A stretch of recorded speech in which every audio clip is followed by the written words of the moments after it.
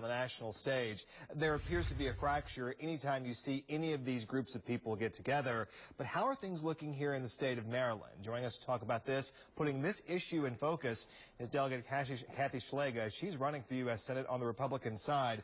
Thank you for the time tonight. Oh, great to be here. Before we begin to pare this thing down just a little bit, when you see what's happening on that national stage, candidate to candidate, approach to approach, as someone who works in the public sector, what do you think? Isn't it a great system we have?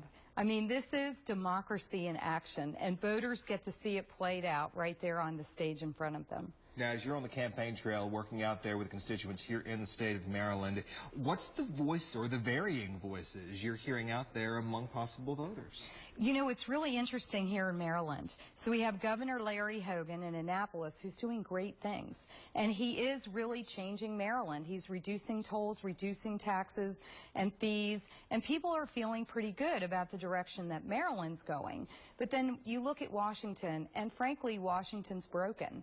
And I think that's why voters are upset. And we're seeing what we're seeing on the national stage. Is any of that dissent spilling over into the time you're spending with these voters and you're trying to earn their respect and their support? You're out pressing the flesh as is necessary to secure those votes. Are you hearing some of the similar language? Yes, I'm hearing that people are saying, let's not send career politicians back to Washington. We need some new faces, new ideas.